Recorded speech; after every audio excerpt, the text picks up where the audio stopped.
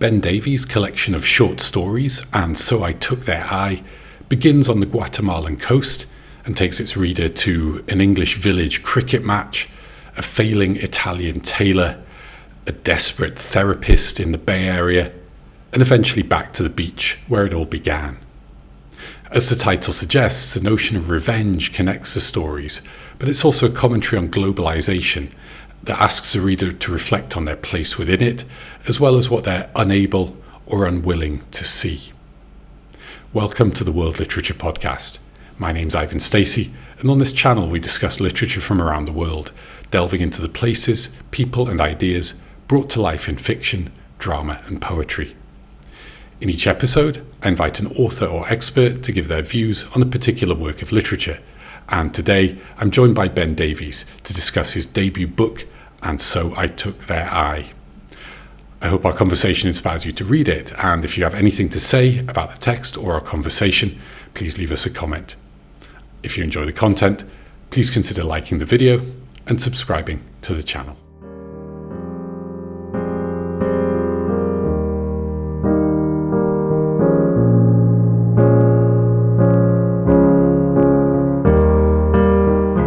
Ben Davies is originally from the UK, but is now based in California. His debut short story collection, And So I Took Their Eye, which we're discussing today, has just been published by Bridge House. He's published short stories in the Fiery Scribe Review, Left Brain Media, and Downtime Review, and he's also currently finishing his first novel, Black Sand. He's also co-founder and director of Studio Luce, a writing retreat and artist's residency in Guatemala. It's a pleasure to welcome Ben to the World Literature Podcast. Ben, great to have you on the World Literature Podcast. Very warm welcome and congratulations on the book being published. Thank you. It's very nice to be here. Thanks for having me on the show. My pleasure. So, could you begin by just telling us a bit about the book, why you think people might be interested in reading it? Yeah, so the book is called And So I Took Their Eye. It's actually, as this is a video, I can show a copy here, but it comes out on July the 17th with Bridge House, who are a UK indie press. And it's a collection of 10 short stories that are interlinked. So even though it is a short story collection, there is kind of a narrative thread that runs through them, and they're all roughly built together around this idea of revenge, or more an eye for an eye. And they follow that thread throughout, but kind of address it in different ways, and the different ways that shows itself in different societies and cultures, and the ramifications of that. And so it expands across the globe. We start in Guatemala, but it goes to the UK. We go to Italy. One's set in Bolivia, and then it kind of goes through the Bay Area and then back to Guatemala at the end.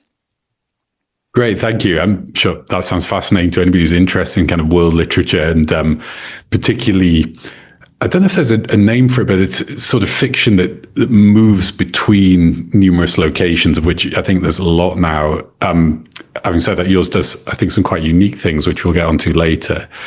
Could you start by providing a bit of background for the book then?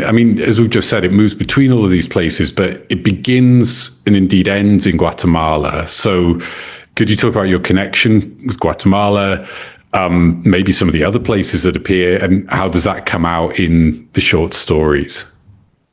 Yeah, for the majority of the stories in the book, they're very rooted in experience, either things that happened to me or things that I was witnessed or, was around, let's say.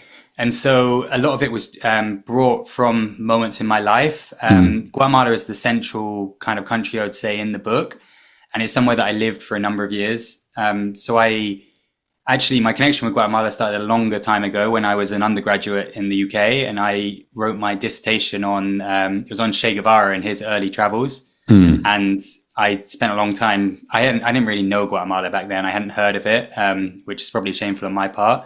But then I was reading about when he was in Guatemala, and it was around the time that there was this American coup that happened in Guatemala when Arevalo was president. And I got very fascinated with that whole period, and it kind of put Guatemala on the map for me. And I did a lot of reading around that period. And then I had an opportunity to volunteer at a nonprofit in this small beach town in Guatemala. This was back in 2014. So a long time ago, and I went just to kind of help them make a documentary about this nonprofit. And it was a very rural beach area with like no tourism, small fishing village on the Pacific coast. And I ended up kind of staying there for about 4 years. Wow. And yeah, I lived there. I experienced a lot in those 4 years. Through that time, this beach town went through a lot of transformation, which I kind of witnessed firsthand. And a lot of that kind of provided the root for the rest of the stories, my time there. I wouldn't say it's a direct like reflection of that village. I kind of have taken a lot of these instances in my life and turned it into sometimes more dark and twisted versions. I especially did with the Guatemala location. But that was the core kind of place that started all of this off and got me writing. And it's actually where I first started writing as well. Like I had a lot of free time when I was living there. So I was writing a lot and I was constantly, I guess, inspired there, even though I wasn't writing about there back then. And now I still have a connection to there. Like I lived in Guatemala for a long time. Now I run a writing residency there with my wife, called Studio Luz. And so I go to Guatemala a lot, to this village, as well as other places in Guatemala. But it was kind of like the starting point for everything. And even the title, actually, for the first story, A Gringo Died Today, that was a phrase that was said onto me on the streets by a local in the village once in Spanish, but they said that to me. And that was a root for this story. It was originally a far more literal story about something else, but with time, that story changed and developed as I kind of expanded the themes a bit more. But that came from a conversation I had on the streets in Guatemala. I was going a lot of the others. Oh, sorry, you go. So I was going to ask about that because you just said, a lot of this comes from experience, and the first story is A Gringo Died Today, and it's about a murder. So no, not really giving any spoilers because it's at the beginning. I wanted to ask, so is that, without sort of going too dark, was that from your experience? Yes and no. It actually wasn't. The original incident was actually around the drowning, but I kind of have also been around that in Guatemala and was kind of taking some things that happened. Whilst also it was very influenced. That story, even though it's a very literal story about these events in this small village, is actually very inspired by the US coup in 1954 of Guatemala, and kind of is metaphorically almost like retelling that in ways, but almost changes the ending to have a more satisfying response for me, I think. But yes, there are different things that do come up throughout the book that are experience. I mean, some of the later stories, even actually the one set in Mexico, has a lot of roots in truth, but some of the one in Bolivia, the one on the beaches as well in Greece, as well as some of the later ones, they all have an element of truth and experience in them. And they've just kind of been taken off in different directions, or I imagined how other characters that I'd created could maybe respond to certain situations and where that could lead a story. But it was often like a tiny starting point that I would then let my imagination and creativity take it off where it needed to go. Okay. I just wanted to, you mentioned your Studio Luz, and I was just looking on the website. Looks like a beautiful space. So maybe later on in the final section, you can say a bit more about that once we're done with the book. Another follow-up question I had was, you mentioned your dissertation. What field was that? Was it like history, politics, or what? And did that sort of very directly influence either your move into fiction or how you write fiction? Yeah, I studied history at university in the UK, and I was always fascinated with Latin America. And even though in my final year, I was actually studying a completely different topic, but I managed to persuade my kind of advisor that I would do this. I wanted to do this study on Che Guevara. I was very influenced by watching or reading the Motorcycle Diaries when I was a teenager, and I kind of became really fascinated with everything to do with that. And so a lot of it was grounded in history, and even the, I don't know what number it is, maybe sixth story, the story in Bolivia, about when these travelers go to Valle Grande in Bolivia where Che Guevara was killed, or he was killed in La Higuera, but Valle Grande is like the nearest town. And that was actually a journey that I did myself as well.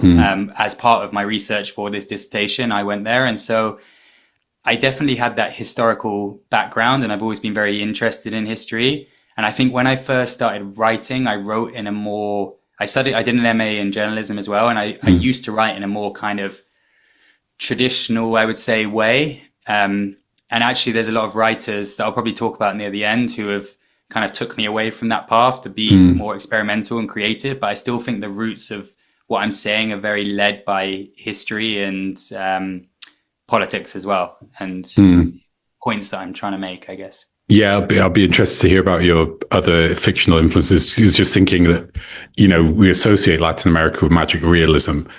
Now, I'd say that with the caveat that Latin America, of course, is a huge area of many, many different writers doing different things, and magic realism is this sort of big term as well. So we can come back to those influences in a bit. Yeah. So the title refers to the idea of revenge. And I was originally going to ask and phrase this, the story suggests it's maybe a universal instinct. I don't know if that's too strong of a claim because, it's 10 stories, but you do get this recurring idea of revenge, let's say. And revenge looks very different in different places. So, we just talked about the first story with this murder, but the sort of opposite, if you like, end of the spectrum is, a story set at a cricket match in a village in England where it kind of turns into slapstick food fight, right? But elsewhere, it's a matter of life and death. So, I mean, do you think the instinct for revenge is something that's universal? Is revenge unique in its universality, or is this just something that you happen to, I guess, settle on as a topic for the book? No, I was always really interested in it and how it manifested itself. I think, again, it stems from Guatemala. And like an eye for an eye, the phrase is very strong, or like very held to. I don't know how you would really express it there. And a lot of people live by that phrase. And I have witnessed that in my time there and seen how that's played it out in good and, well, not necessarily good, kind of bad forms. But it was even, there was like a far right, I think it was like paramilitary group in Guatemala called Ojo por Ojo, who are literally, which is eye for eye. So it's like very much of the lifestyle there. But I remember being in conversations and talking about it with other people, both Guatemalans and foreigners, but it was kind of scorned on in different ways or seen sometimes as like a very unique thing to Guatemala. But then when I started writing and thinking about it, and I thought about my own experiences around the world, I started thinking that that kind of concept, I think, does play out everywhere. It's just in different forms and in different ways. And people, like they wrap it up differently, but it still happens. And I think it obviously is impacted.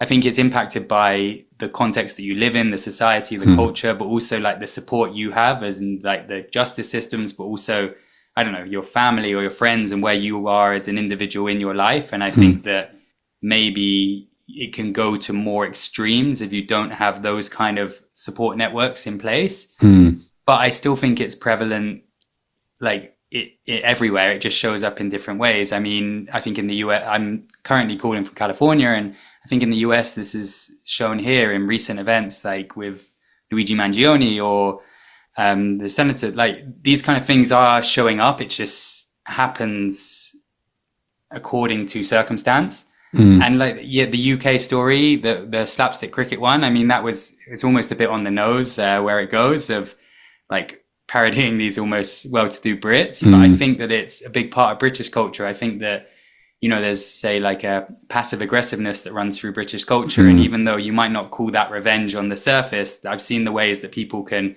attack others in those forms. That it's still a form of revenge.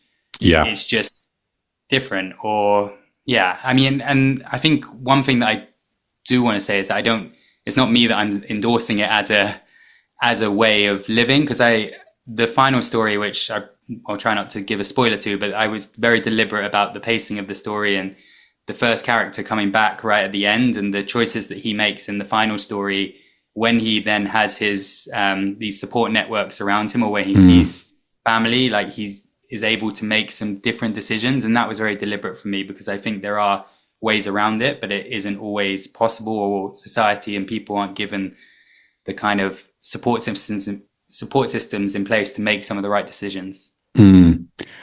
And I mean, as a conversation about literature, do you think that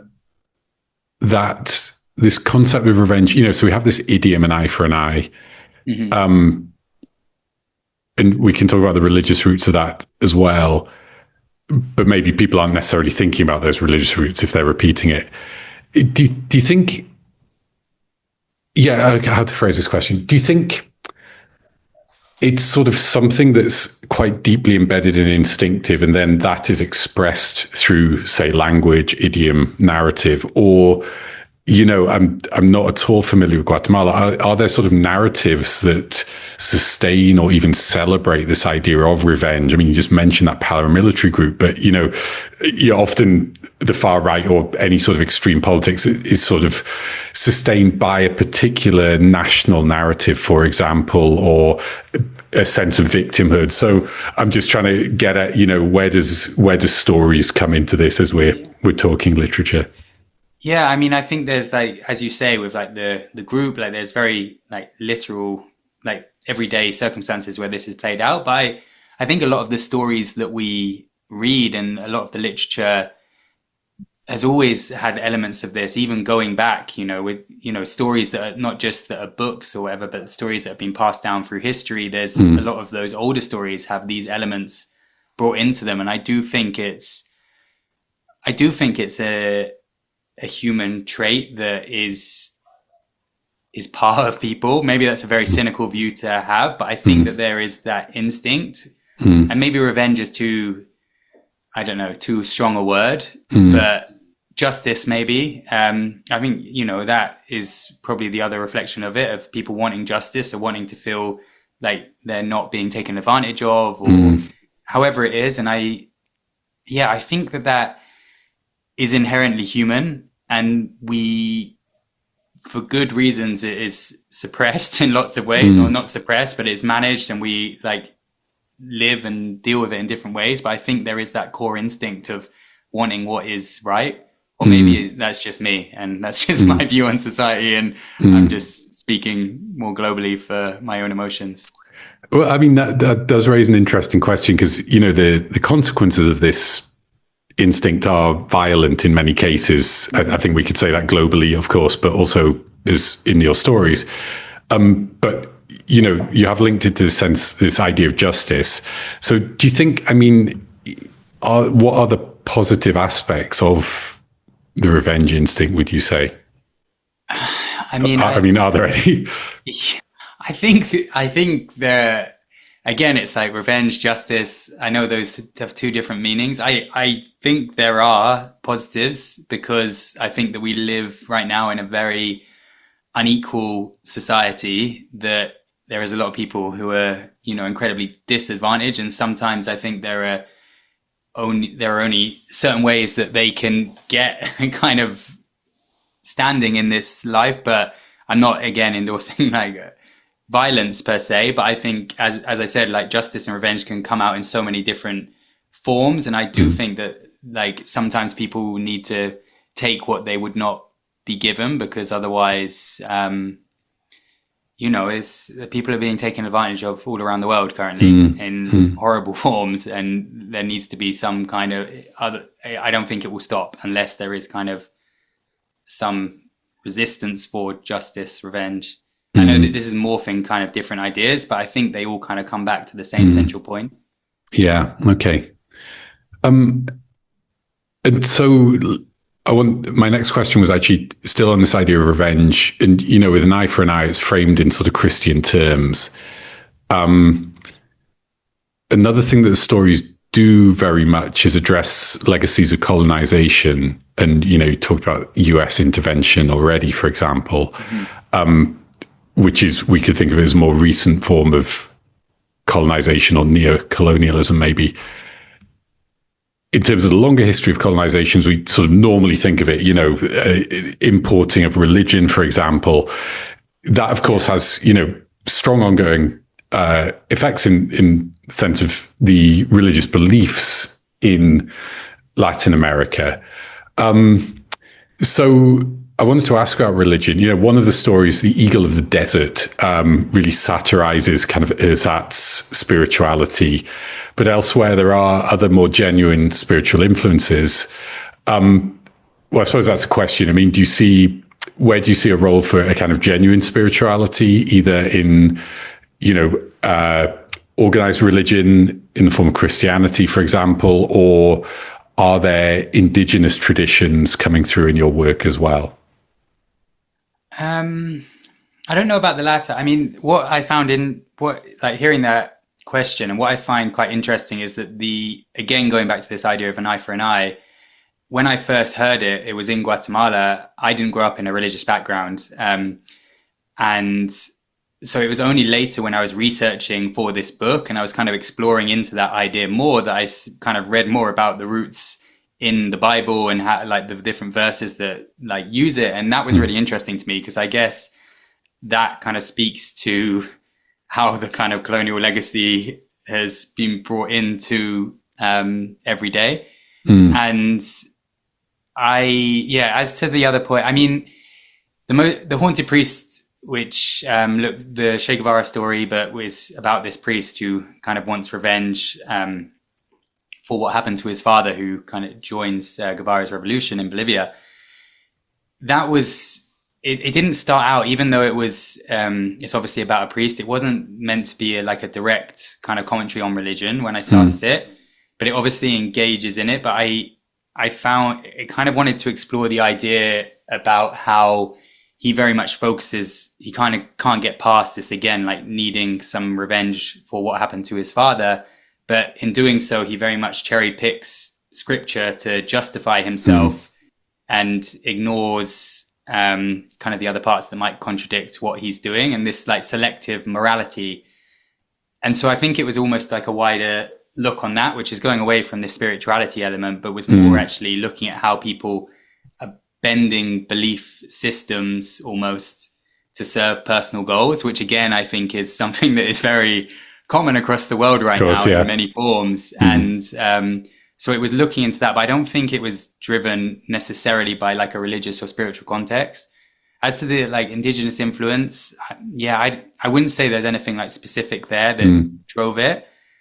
The Eagle of the Desert story, I think in like subtly does, in the sense that it's very much about how there's this group of people who don't respect the local population or the local land, and they're very much taking from it, but treating it as their own and not giving back. And in that story, the revenge is almost more, well, it's the environment and nature gets involved, but that I guess could be traced into different like older indigenous ways, but it wasn't, it was never a driving factor. I'll be honest. It wasn't. Yeah.